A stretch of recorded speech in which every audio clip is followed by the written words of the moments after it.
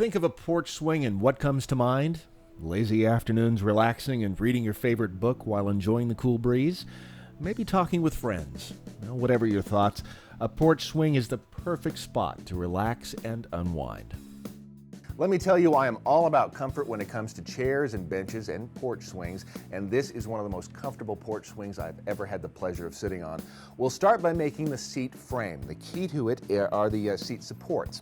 Now, the real trick to making the seat supports is to make them all exactly the same. The plans come with detailed measurements, so once you draw them out on one of your blanks, these are 17 inches long, they are 1x4s, go ahead and nail that template to the other two blanks. That way when we cut them out, they'll all be exactly the same. Use a jigsaw or bandsaw to cut out the seat supports, and remember, it's always a good idea to cut just outside the line. That way you can sand down to it.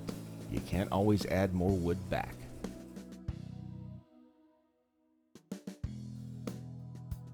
Now that our seat supports are cut out, the rest of our frame consists of a back and a front. Now, where do we get these measurements? Well, the back is essentially the same height or width, if you will, as the rear of the seat support. So we want to have that nice flush line right there. The front, and here's where I varied from the plans just a little bit. Instead of a standard 1x3 up here on the front, I've added a little bit of an angle onto this cut. That's basically just a continuation of the seat support there. That kind of eliminates a gap. Where do we place these supports? Well, the center one, we're going to measure and install it right in the center of the front and rear. The ends, however, are going to be spaced using our arm supports.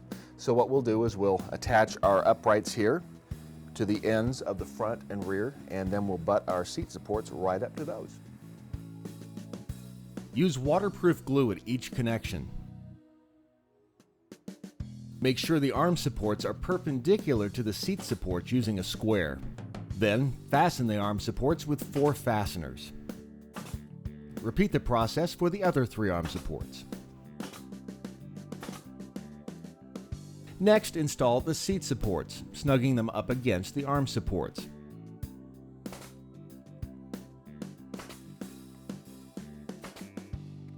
And remember to check for square every so often during the building process. Now that our frame is pretty much complete, we want to start adding the slats. And this is where I varied from the plans again once more. Instead of all of the slats being the same length, in other words from end support to end support, I've cut the first one just a little bit long. I want it to wrap around these arm supports. So I'll just notch around there, I'll mark with a pencil and then use a jigsaw to cut that out. And it's also just a little bit wider because I want it to extend all the way up to that first measure point on the seat support and just a little bit below that front rail right there on the frame itself. Measure and mark the location of the cutout on each end of the first slat. Then use a jigsaw to cut that area completely away. Make sure to angle this cut so that it fits snugly up against the arm support. Use a roundover bit to smooth the long edges of the slat. Then spread an even layer of glue along the length of the seat frame. Use at least 2 fasteners at each end of the slat and a couple in the middle as well. Next, round over the edges of the rest of the slats and begin installing them. Be sure to line up the slats tightly with the neighboring slats. Use a clamp to close up any gaps.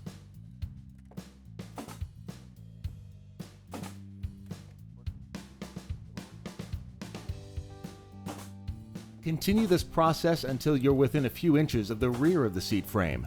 You may have to custom measure and cut a slat to fit this space perfectly. Once all the slats are installed, set the seat assembly aside and allow the glue to dry.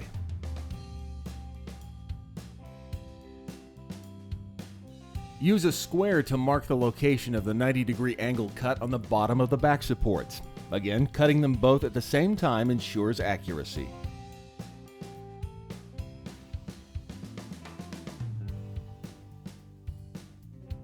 All right, now that our 2 uprights are cut out, what we'll do is connect them to the rest of our back frame. That consists of basically 1x3s here. What we're going to do is attach them to the top support, and then we'll attach the bottom support between the 2 uprights. Here's a tip if your frame pieces have a slight bend or twist in them.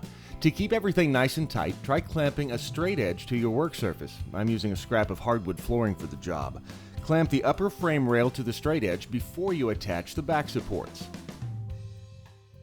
Use glue and at least 2 fasteners at each connection.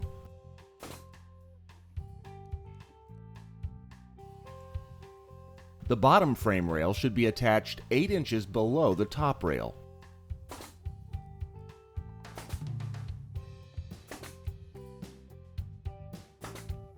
Okay, now that our frame is nailed and glued together, I've gone ahead and cut the slats. Now, I've varied from the plans again here. They call for 1x4s. I've used 1x6s, but I've also cut those 1x6s into varying widths. This is purely aesthetic. If you want to go with the 1x4s, that's fine. What I've also done is routed off the edges, the 2 sides, and the bottom of each slat. The most important slat we'll install is the first one.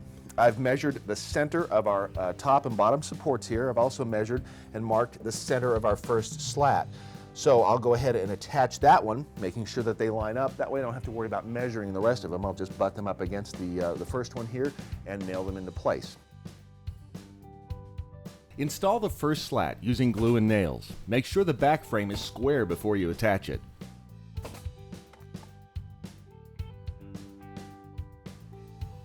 Then just butt up each additional slat to the one before it, in the same way we installed the seat slats. Also, like the seat, when you reach the end of the back, you may need to custom fit a slat. Just remember that the edge of the last slat needs to be even with the back frame to ensure a tight fit when we attach the arms. When it's finished, your back should look something like this. To make that nice graceful arch on the back, I'm just using a piece of scrap wood that's nice and flexible. I've put clamps at either end of the back to give that piece of scrap just a place to hold on to, basically. And my last clamp is going to be used here. They're just about in the center of that center slat. Now we have this nice graceful arch. And all you have to do is trace along the curve using a pencil, then use a jigsaw to cut off the scrap.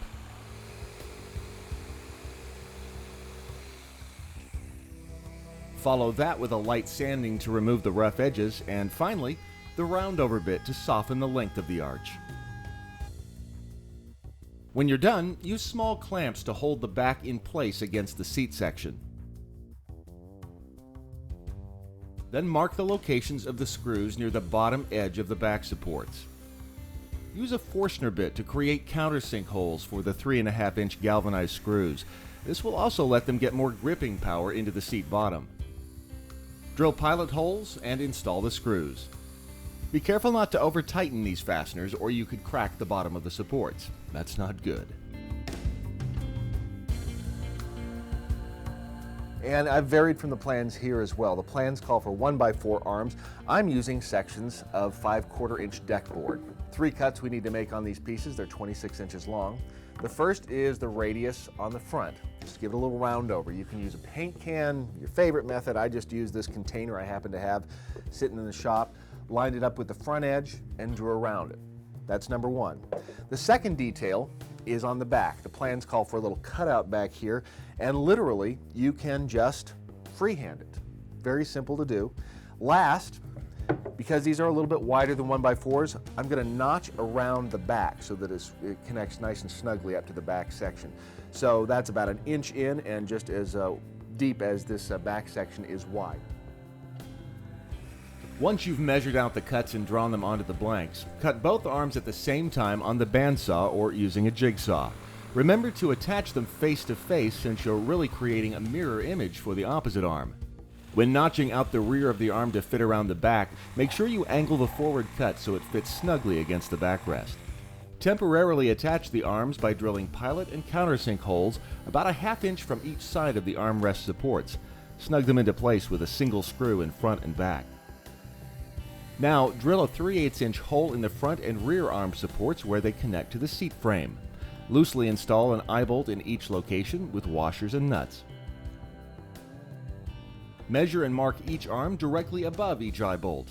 Then remove the arms and drill 1-inch holes at these locations.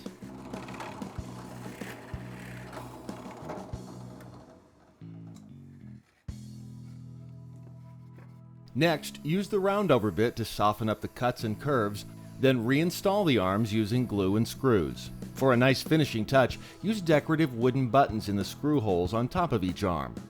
Now once you have all 4 eye bolts in place and the holes drilled through the arms for the chain, you'll need 4 lengths of chain that are about 3 feet long, and these little adjustable links. They feed through the eye bolt, the chain feeds onto them, and then you can simply lock them closed. Connect the other ends of both chains using an S-hook. This in turn is used to connect the swing to the support chains hanging in your favorite spot. Then, all you need is a good book and a cool drink. Thanks for watching, and remember to check out realoutdoorliving.com for more great projects and how-to videos. Wood, it's real.